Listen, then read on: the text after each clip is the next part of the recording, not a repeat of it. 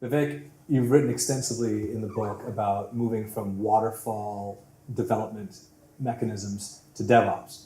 Super relevant, super important. Now, what I run into out there all the time is what we have termed agile development, agile computing, agile development, which basically means throw it together and get it out the front door. How do you approach an agile framework, principally around app development, because those are the ones that are principally agile? How do you approach that and tell them that, listen, you need to look and adopt a DevOps framework and get away from agile computing? What are your thoughts? Well, agile and DevOps complement each other, right? So they're two things, right? The DevOps piece is making sure developers and operations are one team. So the group that writes the code is also accountable for how it runs. So that's the DevOps piece. The agile piece is the methodology and how they develop it is all about sprints. So the 6-month, the 18-month project lifecycle, it's gone.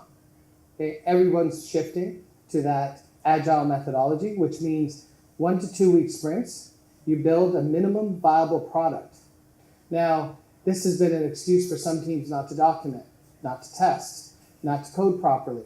But security professionals, we're countering. So first of all, automate the testing so that it fits in the timeline of the sprint. Do some lightweight testing during the sprint, heavyweight testing after the sprint, and guess what? It may go live before all the testing's done, but you can feed that back into the next sprint. Facebook is doing releases every day. They're doing daily sprints, right? That's the tempo we got to be at because the business doesn't know what they need 6 months from now. The landscape changes. So in those cycles of sprints, you get that minimum viable product, you get the feedback, you adjust. Now what security professionals have to establish is the minimum viable security that goes along with it.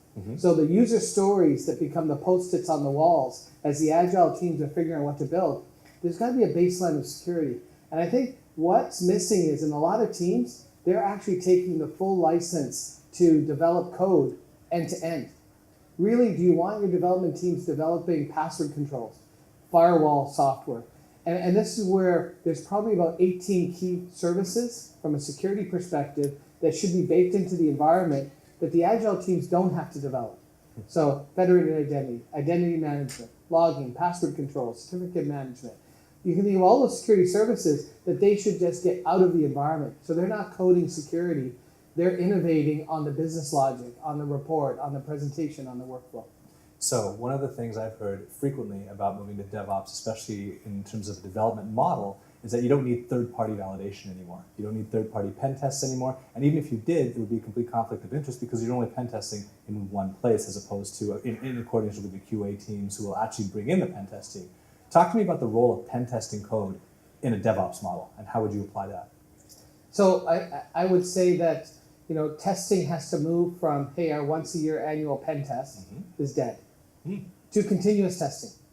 And you look at models like bug bounty, red team, blue team, purple team. I mean, testing is now a continuous activity. Why? Because the hackers are continually testing us. And you want to be the first to that vulnerability, first to that bug, so that you can act on it and start to work the remediation on it. So I won't say pen testing, is dead. The annual pen test is dead. Still need to do pen testing and basically need to build a risk model. Yep. And that risk model is going to say, I do some inline static code analysis, I do runtime code analysis, I do my VA scans, I do my pen tests. And then you might say, okay, if the stakes are really high, I'm going to bring in a third party. I'm going to rotate it. Yep. I want to challenge that application to the level that my risk appetite can actually sleep at night. Which brings me to cloud.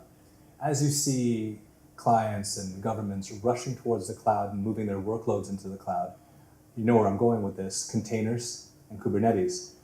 How then can you take a DevOps model and apply it to a system where you actually exert very little control over the software that's treating your data? So it's an excellent concern. When we start looking at containers, there's a whole end-to-end view that's missing. And I think that for most organizations, cloud represents a higher level of security than they can achieve or sustain. We have a skill shortage. People are making mistakes. Software is not being tested properly, and that end-to-end view isn't solid. So, the cloud has the potential, providing you do it and manage it right. So when you look at a container, let's zoom in there, right? It's actually a virtual machine. And you start first with the data and minimize the data. tokenize the data, encrypt the data, anonymize the data. So you start first, do you even need the data there?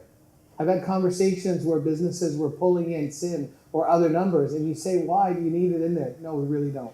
So that's the first step. The second step is, the pieces of code that are being assembled need to be tested, need to be documented, whether it's open source or internally developed. I talked about those 18 critical security services. Those need to be baked in securely.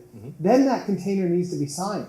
Because once it goes into a production environment, once you're moving that workload around, do we really know it's ours? Do we really know it hasn't been tampered with? And the flip side of that is the container needs to validate its environment. Is it actually in the proper production environment? Is it being operated by the right people? There's a great blockchain opportunity on that front. But most of the products out there are already supporting signing of the containers. And then we go from there, anomaly detection. And it just continues on. So that whole end-to-end view, we're not going to be able to necessarily lock it down. We're not going to be able to know all the bugs in advance. But we got to be able to detect it and react. You're a scholar. Thank you, sir. Okay. Appreciate it.